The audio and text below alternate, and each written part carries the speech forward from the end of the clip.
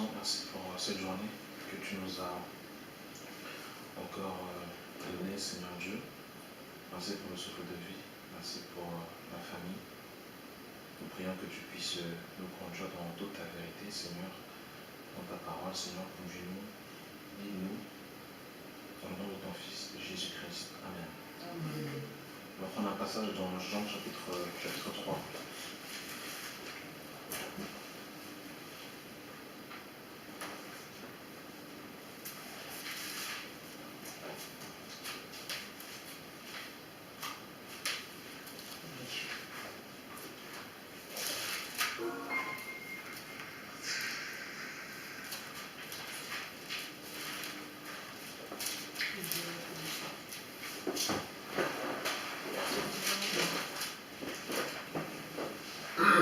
Jean 3, à partir du verset 1. Mais il y eut un homme d'entre les pharisiens, nommé Nicodème, un chef des Juifs, qui vient auprès de Jésus de nuit et lui dit: Rabbi, nous savons que tu es un docteur venu de Dieu, car personne ne peut faire ces miracles que tu fais si Dieu n'est avec lui. Jésus lui répondit: en vérité, je te le dis, si un homme ne naît de nouveau, il ne peut voir le royaume de Dieu. Nicodème lui dit: comment un homme peut-il naître quand il est vieux? Peut-il entrer dans le sein de sa mère et naître? Jésus répondit: en vérité, je te le dis, si un homme ne naît d'eau et d'esprit, il ne peut entrer dans le royaume de Dieu. Ce qui est né de la chair est chair, et ce qui est né de l'esprit est esprit. Ne t'étonne pas que je t'ai dit, il faut que tu naisses de nouveau. Le vent souffle où il veut, tu en entends le bruit, mais tu ne sais d'où il vient ni où il va. Il en est ainsi de tout homme qui est né de l'esprit. Amen. Donc en fait, on va parler de la nouvelle naissance. Et en fait, pour comprendre la nouvelle naissance, il faut qu'on comprenne en fait l'état de l'homme. Alors on va prendre un passage en Genèse chapitre 2 pour comprendre en fait pourquoi est-ce qu'on nous parle de nouvelle naissance et pourquoi est-ce que l'homme doit naître de nouveau. Parce qu'on entend souvent parler de la nouvelle naissance, mais pourquoi est-ce que l'homme doit naître de nouveau? Dans Genèse chapitre 2, alors nous savons que Dieu va créer l'homme, il va le placer dans le jardin, et Dieu va donner en fait un commandement en fait à l'homme en disant qu'il ne devait pas manger le fruit de la connaissance du bien et du mal.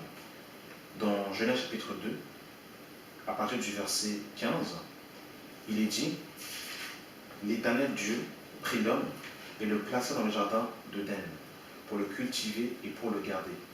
L'Éternel Dieu donna cet ordre à l'homme: tu pourras manger de tous les arbres du jardin, mais tu ne mangeras pas de l'arbre de la connaissance du bien et du mal. Car le jour où tu en mangeras, tu mourras. Donc ça, c'est la recommandation que Dieu a donnée en fait à Adam. Nous sommes au chapitre 3 de Genèse, chapitre 3, le verset 1. Le serpent était le plus rusé de tous les animaux des champs que l'Éternel Dieu avait fait. Il dit à la femme: Dieu a-t-il réellement dit, vous ne mangerez pas de tous les arbres du jardin? La femme répondit au serpent: nous mangerons du fruit des arbres du jardin. Mais quant au fruit de l'arbre qui est au milieu du jardin, Dieu a dit, vous ne mangerez point et vous ne toucherez point, de peur que vous ne mouriez. Alors le serpent dit à la femme: vous ne mourrez point, mais Dieu sait que le jour où vous en mangerez, vos yeux s'ouvriront et vous serez comme des dieux, connaissant le bien et le mal.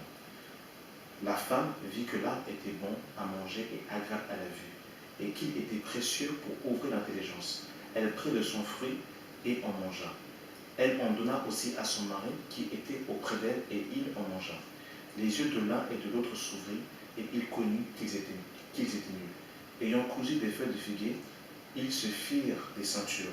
Alors ils entendirent la voix de l'Éternel Dieu qui parcourut le jardin vers le soir, et l'homme et la femme se cachèrent loin de la face de l'Éternel au milieu des arbres du jardin. Alors ici, en fait, pour comprendre la nouvelle naissance, il faut que nous retournions en fait à la Genèse. À la Genèse, Dieu crée Adam et Ève, et Adam et Ève en fait sont créés de base pour vivre éternellement. Adam et Ève, quand ils avaient été créés en fait pour ne pas tomber malade, pour ne pas mourir, pas dans le péché. Adam et Ève étaient parfaits. Mais le Seigneur va dire en fait à l'homme, il va dire, si tu manges le fruit de la connaissance du bien et du mal, tu vas mourir. L'homme est constitué du corps, de l'âme et de l'esprit.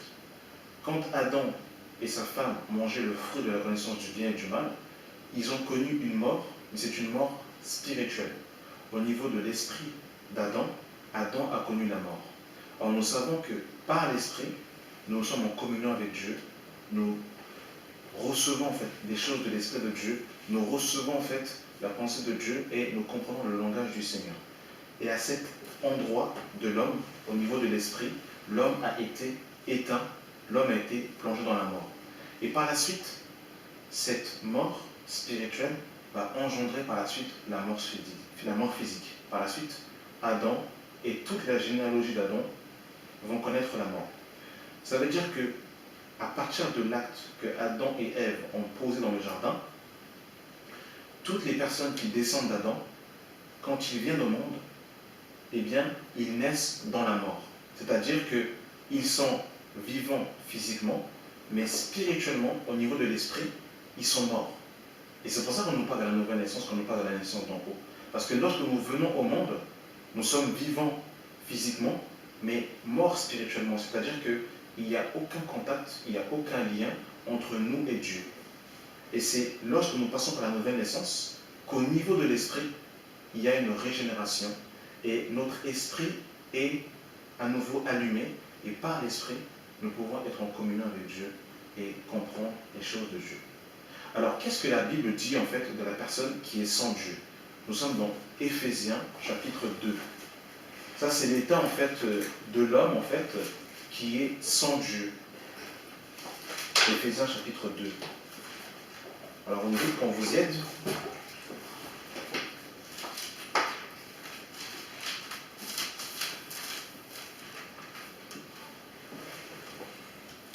Quand vous êtes, vous me dites.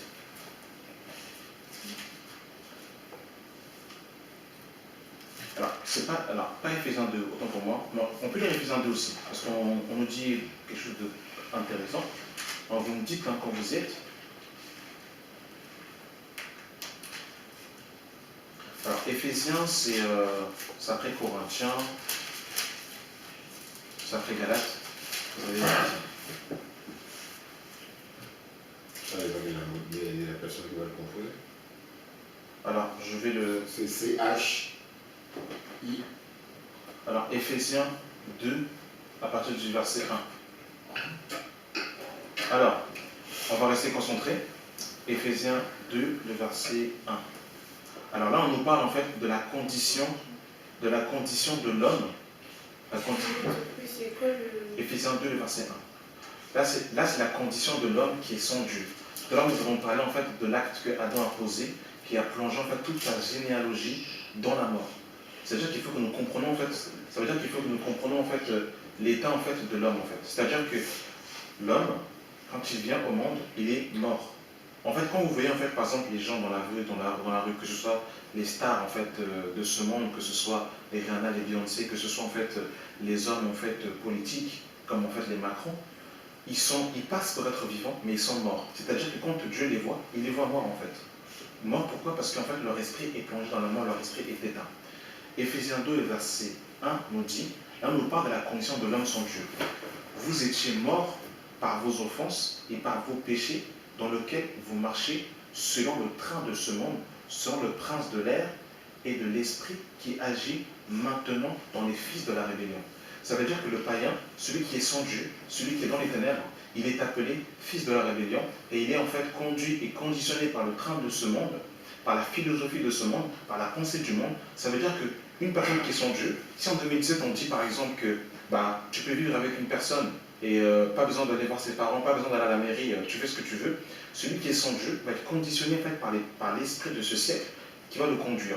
Tu peux faire un piercing sur la langue, c'est pas grave. Tu peux en fait aller en fait en petite tenue légère à l'école, c'est pas grave, au travail. Ça c'est l'esprit de ce siècle qui conditionne en fait et formate la pensée en fait des personnes qui vivent dans le siècle présent. Dans Éphésiens 4, on va voir en fait un descriptif plus plus détaillé en fait de la personne qui est sans Dieu. Éphésiens 4, le verset 17.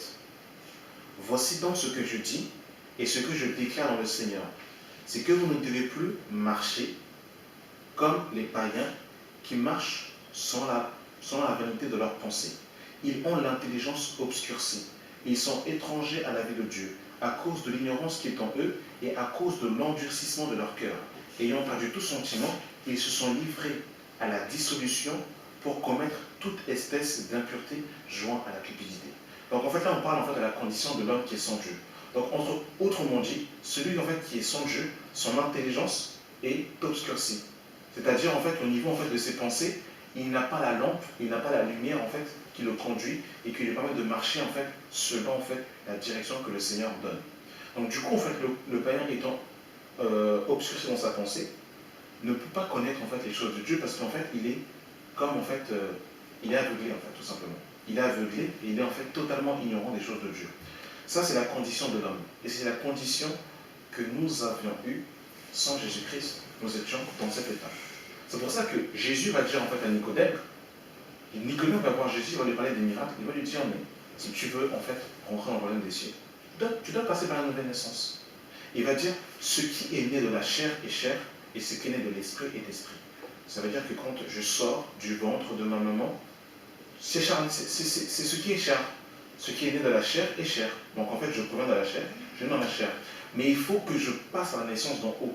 C'est-à-dire en fait qu'il faut que Dieu déclare une parole sur ma vie, que ça touche mon cœur, que je sois engendré et que je passe de la mort à la vie.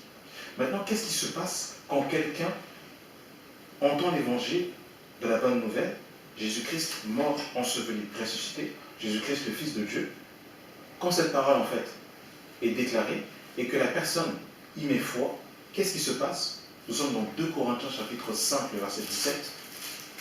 2 Corinthiens 5, le verset 17.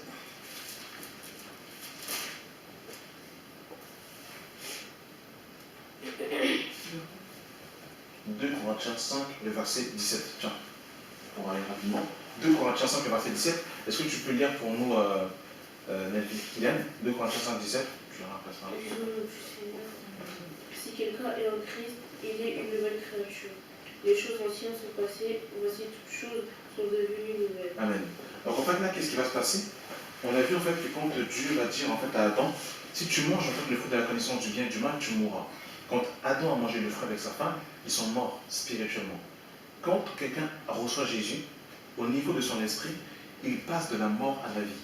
C'est-à-dire en fait que le contact qu'il y avait entre Dieu et l'homme est d'un nouveau restauré et de nouveau alimenté. Il est de nouveau connecté, il est de nouveau branché à la source divine. Ça veut dire que maintenant son intelligence est éclairée, il est en communion avec Dieu, et maintenant en fait Dieu devient son Père, et quand le Seigneur en fait lui parle, il est conscient des réalités spirituelles et du monde spirituel. Celui en fait qui est sans Dieu, c'est comme si en fait il était comme ça. Il est en fait dans les ténèbres, sans Christ. Donc du coup en fait, là en fait si je fais en fait un test, est-ce que tu peux rapidement en fait fermer le volet, juste pour montrer en fait une image de la condition en fait de la personne qui est sans Dieu. Alors si je ferme le volet, par exemple, et que, bon c'est pas grave, je peux laisser comme ça, mais juste pour illustrer, si en fait, par exemple je suis dans le noir complet, dans le noir absolu, et que je veux me déplacer dans ce périmètre, qu'est-ce qui va se passer? Je vais me cogner, parce qu'en fait j'ai pas de lumière, donc du coup je ne pourrais pas en fait esquiver des obstacles. Mais maintenant, allume, ouvre les volets. Si maintenant, quand maintenant en fait la lumière de Dieu qui rentre dans ma vie, qui maintenant en fait éclaire en fait mes pensées, qui éclaire mon cœur, lorsqu'en fait cette lumière vient en fait, la lumière du Saint-Esprit entre moi, et maintenant en fait j'ai un plein discernement sur ce qui est juste et sur ce qui est injuste, sur ce qui est de Dieu et sur ce qui n'est pas de Dieu. Maintenant en fait quand le monde par exemple m'enseigne en me disant voilà, tu es en 2017, en 2017 la tendance c'est les piercings, la tendance c'est les tatouages. Moi qui ai l'esprit de Christ, et bien l'esprit de Dieu me dit, eh bien voilà ce que Dieu dit, voilà ta condition, tu as été racheté à un grand prix, tu es enfant de Dieu, tu n'es plus en fait sous la domination, sous l'esclavage du péché, et là maintenant, par l'esprit de Christ qui est en moi, j'assujettis ma chair et je ne me laisse pas assujettir et dominer par la pensée du monde. Et une des choses aussi que le Seigneur est venu faire lorsqu'il nous fait passer par la nouvelle naissance, nous sommes enfants de Dieu, nous sommes enfants de la lumière, nous sommes fils du royaume, nous sommes passés de la mort à la vie, nous recevons un nouvel esprit, mais surtout, il y a une chose qui se passe, c'est que j'ai la victoire sur le péché qui n'est pas possible, je dis bien et j'insiste, qui est impossible à l'homme. Le problème de la religion, pourquoi Satan fait plusieurs religions? Déjà c'est pour cacher la vérité, mais surtout c'est que dans la religion fait croire à l'homme, tu peux... la religion en fait te fait croire à l'homme en disant, eh bien, tu peux... alors, quand Adam va chuter, il y a quelque chose qui va se coller à lui, qui s'appelle le péché, qui va être plus fort que l'homme, qui va l'assujettir, le neutraliser et l'assujettir. C'est-à-dire en fait que l'homme a la capacité de dompter les animaux, l'homme a la capacité en fait de faire plusieurs choses, mais il y a une chose que l'homme n'arrive pas à faire, c'est en fait avoir en fait la domination sur le péché. Quand Jésus vient, quand le Saint-Esprit entre dans la vie d'une personne, eh bien en fait la tendance en fait est inversée. C'est-à-dire que le chrétien qui a l'Esprit de Dieu a maintenant la capacité de pouvoir dominer sur le péché et de dire non lorsque la tentation se présente, qui n'est pas le cas avec la religion. Par exemple, la religion te dit, eh bien, l'homme est pécheur. Donc qu'est-ce que tu veux faire? Qu'est-ce que tu veux faire pour aller au ciel? Eh bien en fait, tu vas faire en fait, on va te présenter 5 piliers que tu vas observer. Là je parle en fait de la religion de l'islam. L'islam dit que tu fais des œuvres, il faut faire des bonnes œuvres. Et en fait, pendant en fait, le ramadan, eh bien, Satan est jeté en prison. Et là, en fait, le Seigneur en fait, eh bien, efface les péchés que tu as commis en fait, pendant ce que tu étais vivant. Par contre, si tu meurs, il n'y a que Allah qui sait si tu vas au ciel. Quand tu meurs, on présente une balance. Et en fait, tes bonnes œuvres sont pesées et tes mauvaises œuvres sont pesées. Si tes bonnes œuvres sont plus nombreuses que les mauvaises, eh bien tu vas au ciel. Mais si tes mauvaises œuvres sont plus grandes que tes bonnes œuvres, eh bien tu vas en enfer. Voilà ce que l'islam dit, voilà ce que le Coran dit. Donc du coup, en fait, le musulman qui pratique sa foi, qui met en fait sa tenue, qui laisse pousser sa barbe, n'a pas la conviction, n'a pas l'affirmation que s'il meurt, il va au ciel. Vous pouvez faire l'expérience, demander à n'importe quel musulman, si tu meurs aujourd'hui, est-ce que tu es sauvé? Ils vous diront tous, seul Allah sait. Parce que le Coran ne confirme pas et ne donne pas l'assurance du salut. Et ils disent, en fait, c'est une supposition, donc en fait, tu mènes une vie, mais après la mort, tu ne sais pas où tu vas. Et surtout, il y a une apparence de la piété, c'est-à-dire en fait un changement extérieur, mais au niveau du cœur, la transformation et la délivrance par rapport au péché n'y est pas. On va dire encore, pour donner encore l'exemple en fait de certaines de ce que en fait la religion propose. La religion te dit, si tu veux aller au ciel, fais des bonnes œuvres, donne l'argent aux pauvres. Si tu veux aller au ciel, ouvre ta maison. Si tu veux aller au ciel, eh bien fais du bien autour de toi, ouvre en fait des œuvres en fait caritatives, etc., etc. Et par les œuvres que tu feras, Dieu va en fait t'accueillir au ciel. Non. Au ciel, on ne rentre pas parce qu'on a fait des bonnes œuvres, c'est faux, c'est pas de Dieu. Je vais vous donner un exemple en fait pour que vous puissiez comprendre. Aujourd'hui, si vous rentrez dans une boîte de nuit luxueuse sur Paris, si vous allez en jogging, dans certaines boîtes, vous ne rentrez pas. Dans certaines boîtes, si vous rentrez avec, si vous ne rentrez pas accompagné, vous ne rentrez pas. Pourtant, dans une boîte de nuit, qu'est-ce qu'il y a? Il y a de la débauche, il y a de la drogue, de la bagarre, de la musique mondaine, mais on ne rentre pas dans une boîte de nuit comme ça en fait. Il y a des conditions pour rentrer dans une boîte de nuit. Et bien, il en est de même pour aller au royaume des cieux. On ne rentre pas au ciel comme ça parce qu'en fait, on a les yeux bleus, parce qu'en fait, on a dit en fait, je crois en Dieu. C'est pas comme ça qu'on rentre au ciel. La condition sine qua non pour rentrer au ciel, c'est la nouvelle naissance. Donc, les catholiques disent, ils nous parlent d'un lieu qui s'appelle le purgatoire, en disant, lorsque tu meurs, eh bien en fait, tu vas en fait dans un lieu qui s'appelle le purgatoire, et quand en fait ta famille prie pour toi, eh bien Dieu en fait a compassion de toi et tu vas rentrer au ciel. C'est pour ça que vous voyez pendant les cérémonies des défunts catholiques, leur en fait dépouille en fait est en fait dans le cercueil, Et là, il y a le prêtre qui passe en fait avec l'eau bénite et avec en fait quelque chose en fait qui vaporise comme ça. En fait, le prêtre prie pour que Dieu ait compassion de la personne qui est morte pour qu'elle rentre au ciel. Alors, quand une personne meurt et que son esprit quitte son corps, à partir de ce moment, la famille sur la terre peut prier, la famille sur la terre peut jeûner. Si tu meurs sans Jésus, si tu meurs dans le péché, eh bien tu ne vas pas auprès du Seigneur. Et la religion nous fait croire que, en fait, si tu fais des bonnes œuvres, et si tu meurs, t'inquiète pas, on va prier pour toi que tu vas au ciel. C'est faux. Jésus dit à Nicodème, si tu veux aller au ciel, il faut que tu passes par la nouvelle naissance. La nouvelle naissance, c'est la résurrection d'entre les morts. C'est ce que, en fait, Adam nous a causé comme dommage avec sa femme lorsqu'ils sont tombés dans le péché. Tout homme vient au monde et est frappé par le péché. Donc, en fait, quand tu passes par la nouvelle naissance, le Seigneur te donne maintenant la capacité et te fait comprendre les choses spirituelles. Je donne un exemple. Par rapport au mariage, que Hollywood, que l'Égypte nous a enseigné. Une réalité spirituelle que le païen ne peut pas comprendre parce qu'en fait il est charnel et parce qu'en fait la Bible appelle le païen l'homme animal. Je donne un exemple. Quand la Bible dit l'homme quittera son père et sa mère et s'attachera à sa femme et les deux deviendront une seule chair. Ce passage il est très profond et par moments même beaucoup de chrétiens ne le comprennent pas. On nous a fait croire que le mariage c'est quand tu choisis une femme, tu la trouves belle, il te trouve beau, costume blanc, robe blanche, vous allez à la mairie et le maire dit je vous déclare mari et femme. Le mariage, c'est pas ça le mariage.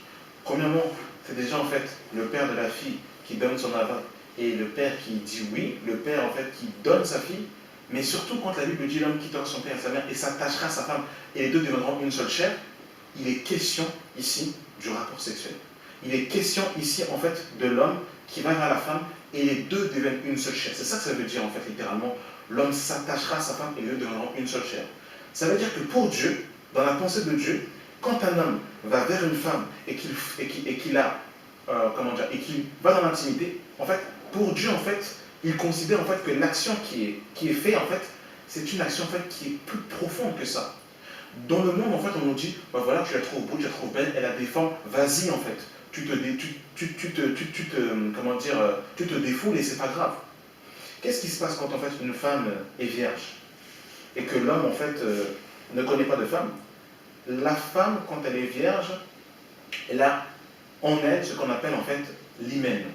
C'est-à-dire en fait que c'est comme, entre guillemets, pour illustrer, pour que vous compreniez, c'est comme un rideau qui est en fait dans l'appareil génital de la femme et cet appareil en fait est fermé, il est scellé.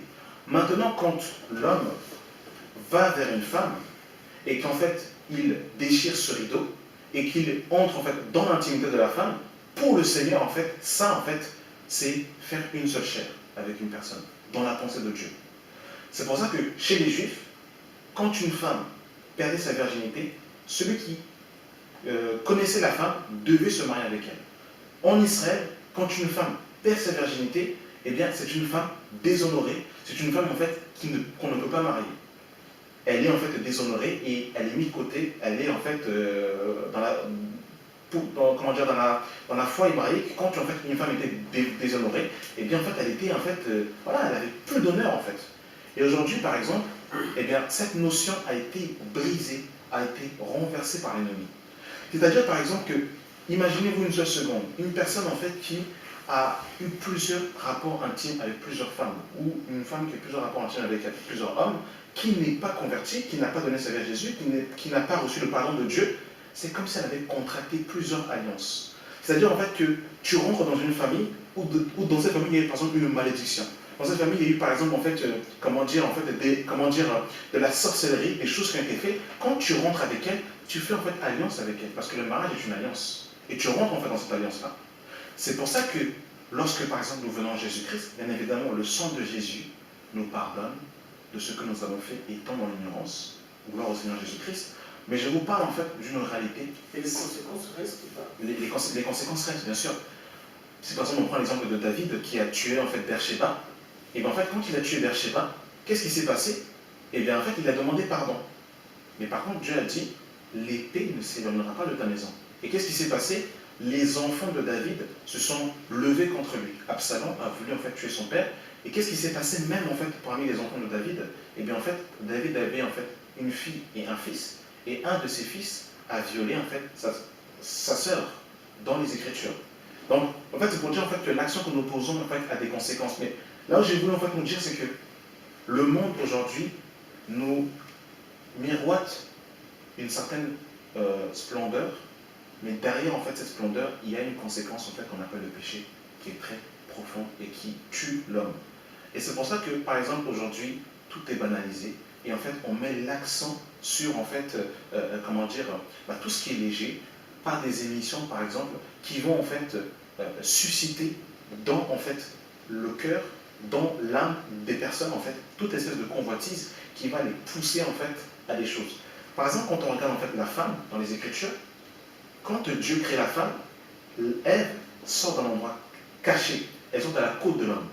Donc quand Dieu tire Ève, l'origine de la femme, c'est le secret, c'est la cachette. Qu'est-ce que Satan fait? Satan, il propulse la femme en avant. En disant, quand vous regardez même quand vous regardez les prostituées à Paris vers 1970, et j'avais même pris même des photos, quand vous regardez même des prostituées en 1970, elles s'habillent mieux que certaines collégiennes et lycéennes d'aujourd'hui. Satan, qu'est-ce qu'il fait? Plus les années passent, plus en fait il dit à la femme, ben non en fait, il faut que ta robe soit de plus en plus courte, de plus en plus courte. Il faut que ta poitrine soit de plus en plus courte. En fait, Satan, comme il sait que l'origine de la femme, c'est le secret, il propulse la femme en avant. Et en fait, l'homme, à la base, l'homme d'être une tête, et en fait, l'homme, en fait, Satan pousse l'homme en fait à perdre en fait son autorité, que l'homme ne soit plus une tête et que l'homme en fait devienne justement en fait un lâche. De la même manière que Akab, qui était marié à Jézabel, Akab en fait qui avait totalement en fait décliné sa responsabilité et qui avait laissé en fait sa femme prendre les devants. Et c'est ce que Satan fait.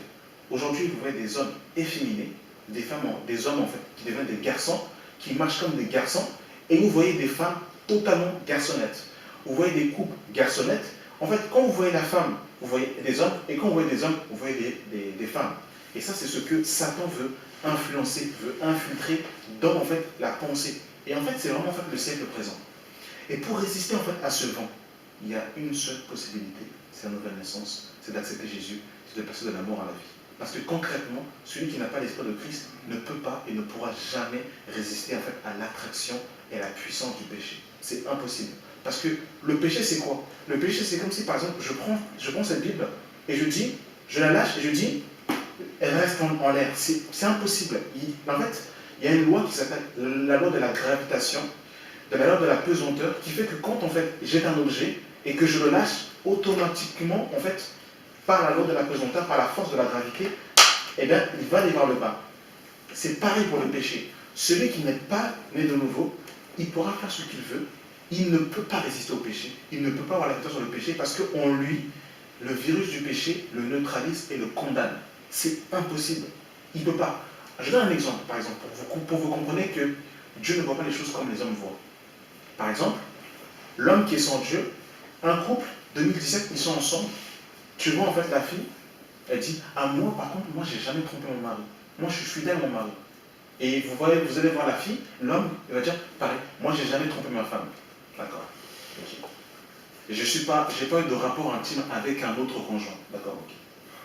Le Seigneur dit, si un homme regarde une femme et la convoite dans son cœur, il a déjà commis un adultère avec elle. Ça veut dire que pour Dieu, si tu es avec un partenaire et que dans ton cœur, tu dis à elle, je veux être avec elle, pour Dieu, tu es déjà en train de commettre l'adultère, même si tu n'es pas au cinéma, même si tu n'as pas fait des bisous, même si tu n'es pas dans l'intimité, pour Dieu, tu as commis l'adultère. Alors, l'homme en fait qui est sans Dieu ne comprend pas les choses spirituelles, mais l'ennemi, il connaît sa réalité spirituelle.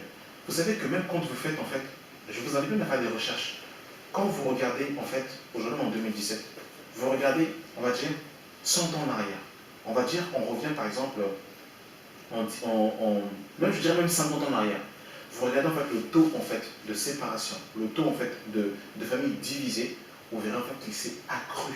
Parce qu'en fait, l'ennemi, en fait, ce qu'il vise, ce qu'il veut toucher, il veut briser en fait ce qu'il y a dans les maisons. Je donne un exemple, je fais une petite parenthèse par rapport en fait au foyer. Par exemple, Satan sait que s'il arrive à atteindre une famille, et bien en fait, il a réussi en fait, à la gagner. Donc qu'est-ce qu'il fait?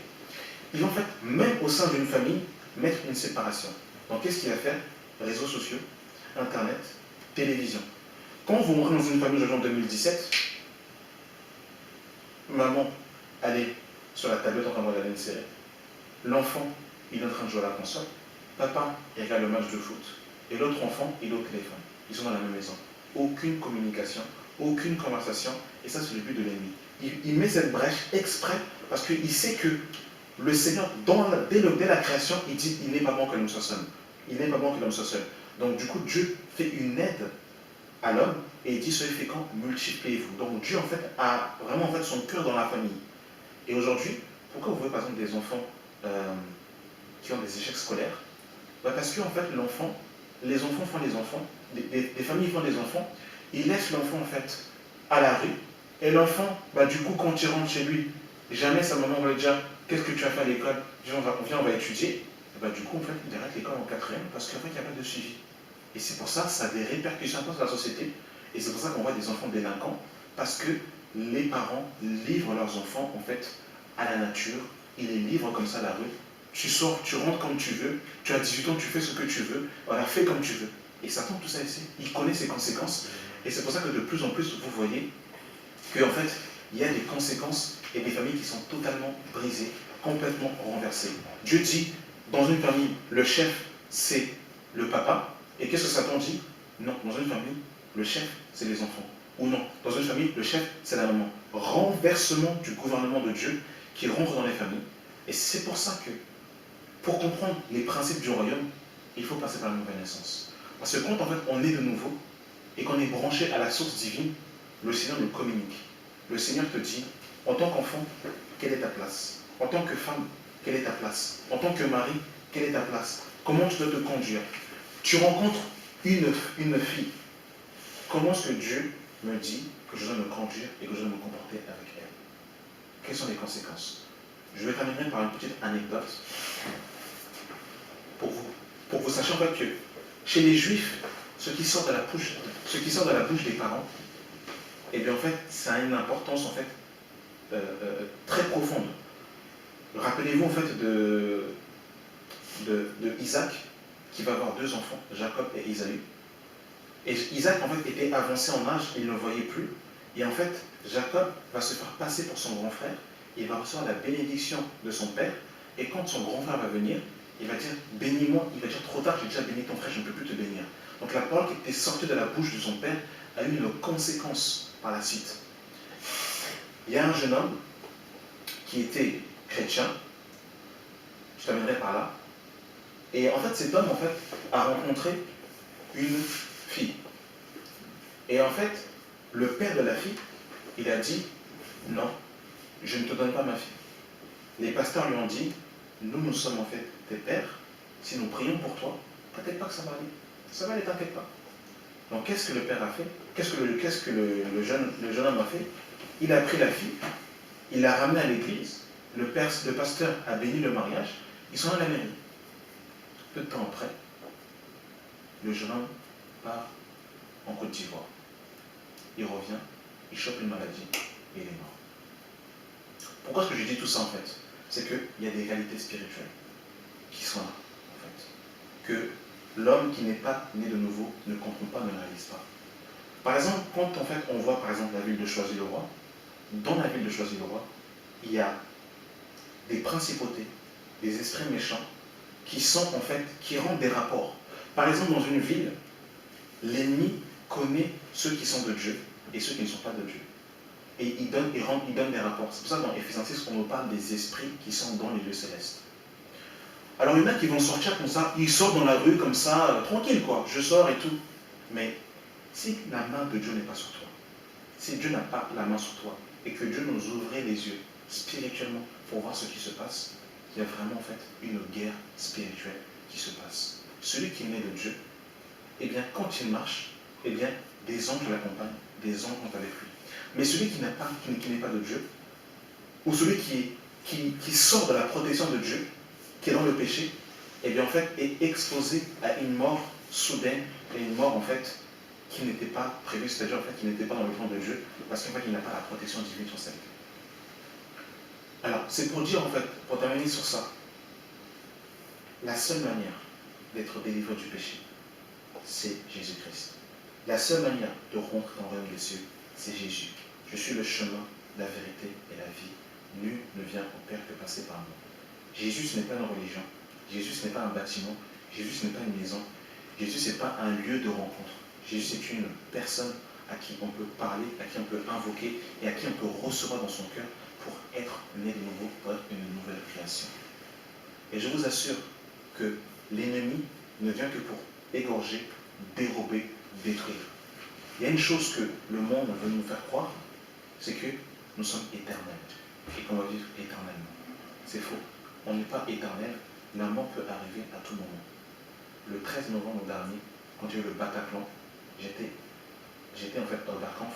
On se situait à moins de 1 km du Bataclan. C'est-à-dire en fait que ce jour, quand je suis parti à Oberkampf, en fait, ça aurait pu être moi. J'aurais pu me prendre en fait une balle perdue. Parce que quand en fait ils ont tiré au Bataclan, ils ont tiré dans le Bataclan, mais ils ont aussi tiré en fait des personnes qui sont dans des terrasses sur Paris. Donc moi, ce jour-là, quand je pars au Bataclan, quand je pars en fait à Oberkampf, ce jour-là, on a rendez-vous à 19h. Et en fait, les premiers coups de feu ont retenti vers 20h, 21h par là. Donc c'est pour dire que j'étais dans un endroit à moins de 1 km en fait des lieux de tir. La mort peut arriver à tout moment. Mais si tu meurs aujourd'hui, ou si Jésus revient, c'est comment? Parce qu'il y a une chose que les gens ignorent, c'est qu'il y a dans l'homme quelque chose qui s'appelle l'âme. Ton âme, en fait, il est éternel. C'est-à-dire, en fait, que quand, en fait, ton cœur s'arrête, ton esprit sort de toi. Soit tu vas avec Dieu, ou soit tu vas pour l'éternité hors du Seigneur, loin du Seigneur. Et ceux qui meurent sans Dieu, je ne dis pas ça pour mettre la peur, mais c'est une réalité. Ceux qui meurent sans Dieu sont séparés éternellement avec Dieu. Et là, il n'y a plus de repentance, il n'y a plus de pardon. Là, tu es dans un lieu éternel, loin de la surface de Dieu, loin de la présence de Dieu. Et ça, Satan, il connaît cette réalité. Parce que lui, il était au ciel, il était chassé, il était précipité. Et quand il était précipité, le but de l'ennemi, c'est de ramener une multitude de personnes avec lui. Une multitude de personnes avec lui. C'est pour ça qu'il pousse les gens dans le péché. Pêche, c'est pas grave. Pêche, c'est pas grave. Tu te repentiras demain. Pêche, c'est pas grave. Mais plus tu pêches, plus tu t'endurcis. Plus tu pêches, plus tu t'endurcis et tu deviens insensible à la voix du Saint-Esprit. Quand le Saint-Esprit te parle, petit à petit sa voix s'éteint, elle s'éteint, elle s'éteint, elle s'éteint, elle s'éteint. Et à un moment donné, tu es endurci, tu éteins l'esprit. Et là, en fait, à un moment donné, tu n'arrives plus à être attentif à la voix de Dieu. Et c'est le but de l'ennemi. Pêche, pêche. T'as vu la fille, elle est bien. T'as vu le garçon, il est bien. T'as vu l'argent, t'as vu ça. T'as vu la drogue, t'as vu la cigarette, t'as vu ça. L'ennemi te pousse pour tellement le péché. Mais à la fin, c'est pour que tu ailles en enfer, loin de Dieu, et que tu subisses la seconde mort. Voilà le but de l'ennemi. C'est pour ça qu'il faut passer par la nouvelle naissance. C'est pour ça qu'il faut être en nouveauté de vie. C'est pour ça qu'il faut recevoir Jésus comme Seigneur et Sauveur personnel et avoir l'Esprit de Dieu. Parce que nous serons pour l'éternité avec Jésus dans le royaume des cieux, avec le Maître. Donc vraiment, j'ai voulu nous exhorter sur la nouvelle naissance, sur la naissance d'en haut. Et voilà. Amen. Je ne sais pas s'il y avait des questions par rapport à ce qui a été dit. Moi, je voulais demander, tout à l'heure, quand tu as dit que, admettons, si tu as eu, si les jeunes filles, quoi, en fait, ou bien même les grandes personnes, hein, de toute façon, les jeunes filles, si tu as eu, admettons, moi aujourd'hui, bon, je ne suis pas marié, soit je suis marié, je vais tromper papa avec un gars, je trompe papa avec toi avec 4. Soit une jeune fille, bah, à chaque fois, il change de gars. Soit les garçons, ils changent de filles. Donc à chaque rapport, la malédiction de l'autre, ça vient chez toi. C'est ce que le papier me disait. Donc c'est ça. En fait, tout à l'heure, quand je n'ai pas fini l'explication, quand je parlais en fait de l'hymen en fait de la fille, quand l'hymen est percé, il y a du sang qui coule. Et quand vous regardez en fait chaque alliance, même les sorciers le savent. C'est pour ça que pour faire en fait un sacrifice, il y a du sang qui doit couler. Parce que le sang, c'est une monnaie spirituellement. Quand Adam et Ève ont péché, Dieu a sacrifié un animal, il y a du sang qui a été versé. quand la première alliance a été faite, Moïse, en fait, sur les tables de l'alliance, il y a eu en fait du sang qui a été versé. Et Jésus, par le sang à la croix, il nous en fait introduit dans la nouvelle alliance. Donc c'est pour ça que quand en fait une fille, elle est vierge, et quand elle saigne, eh bien le sang, c'est un signe d'alliance en fait. Avec le gars. C'est ça, c'est-à-dire en fait que le sang, c'est une alliance qui est faite. Et en fait tu deviens un en fait, tu t'attaches à la personne en fait. Et quand tu t'attaches, c'est comme un transfert en fait, qui est en fait entre les deux. C'est une seule chair en fait. Donc en fait c'est ça. Une seule chair, c'est ça. Oui c'est ça en fait, quand on dit l'homme quittera son père et sa mère et s'attachera à sa femme, s'attacher, c'est un rapport sexuel, c'est ça en fait. Donc si tu veux encore trouver l'autre, tu t'attaches donc tout le temps quoi. Donc ta vie, c'est pas en fait tu ouvres des portes, et ça a des conséquences. Ça a des conséquences en fait dans ta vie en fait. C'est des portes que tu ouvres. Et voilà, maintenant celui qui est en Jésus-Christ, en fait, si tu veux, par exemple, la Bible nous dit en fait que par exemple, un homme est avec un homme reçoit Jésus, l'homme est converti, la femme est inconvertie. Bon, en fait, celui qui est converti, ses enfants sont sanctifiés à cause de Jésus, en fait. Tu vois, donc ils sont gardés, en fait, tu vois. Mais en fait, voilà, ce sont des réalités en fait spirituelles que en fait, que le monde ne nous dit pas, mais qui sont vraiment là, en fait. Tu vois, des fois, en fait, quand on voit en fait, des maladies, en fait, il y a des enfants qui viennent au monde avec des maladies bizarres, tout ça et tout et tout. Bah, il y a des choses en fait spirituellement qui sont là. Donc ce sont des portes qui sont ouvertes.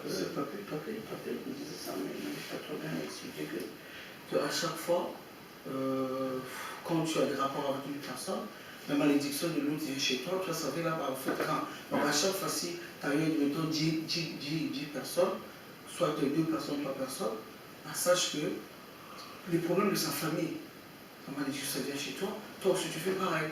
Donc plus tard, ça a des conséquences sur toi. Ça a des conséquences après. Ça peut avoir des conséquences sur tes enfants. Voilà, après, voilà, celui qui passe par la naissance et qui demande réellement pardon à Dieu, bah, le Seigneur, en fait, après, voilà, vraiment, il nous purifie par son sang. Son sang, vraiment, nous nettoie, son sang nous purifie, etc. Mais celui qui est conscient de cela et qui s'expose à faire ce genre de choses, ayant la lumière, bah, ça peut être compliqué, quoi. Parce qu'en fait, le problème, c'est que quand en fait tu pêches, quand en fait tu commets en fait le péché en fait de l'intimité, en fait tu pêches contre ton propre corps en fait. C'est-à-dire que dans ta conscience, c'est pas pour en fait dire ce péché plus que l'autre, mais en fait ce péché-là en fait est attrait au corps en fait. Il nous dit celui qui il pêche contre son propre corps en fait. Donc voilà, en fait, Satan, il connaît ces réalités spirituelles, donc voilà, quoi, c'est ça. Mais quand tu demandes pardon, papa me disait qu'il y a des conséquences qui restent, c'est-à-dire, bon, en fait, papa me disait qu'il y a toujours des conséquences, quel que soit le pardon, il y a des conséquences qui sont là. J'ai un exemple. Pourquoi ça part pas en fait, non, en fait, c'est pas ça, j'ai un exemple. Par exemple, demain, je rencontre une fille, j'ai un rapport intime avec elle. Elle est chrétienne, je suis chrétien. On tombe, je demande pardon à Dieu. Mais malheureusement, quand je tombe avec elle, elle tombe enceinte. Le bébé il est là. Dieu m'a pardonné, mais le bébé est là. Donc la conséquence, elle est là en fait. Tu vois, j'étais un délinquant. J'ai tué des gens. J'accepte Jésus. La police m'attrape. Bah, je suis chrétien, j'ai l'esprit de Dieu. On va me dire, bah, t'es né de nouveau, donc je te laisse. Ils vont mettre les ménages dans les barreaux. C'est ça la conséquence, c'est que l'action que j'ai le fruit que j'ai semé, bah, en fait, va pousser des récoltes, en fait. C'est ça, en fait, les conséquences, en fait. Voilà, c'est que, voilà, je casse un verre, je casse un verre, je te demande pardon, mais le verre, il est cassé, quoi. C'est ça les conséquences. Ouais, c'est ça les conséquences, en fait, des actes, en fait. Donc tu peux toujours avoir un problème, quoi, sur les péchés que tu avais commis, quoi. Ouais, parce que les péchés qu'on a commis, on parle des conséquences, bah. Non, de tenir de nouveau, tout ça. Ouais, c'est ça. Mais Dieu te reconnaît quand même que tu as demandé pardon. Non, Dieu te reconnaît que tu as demandé pardon.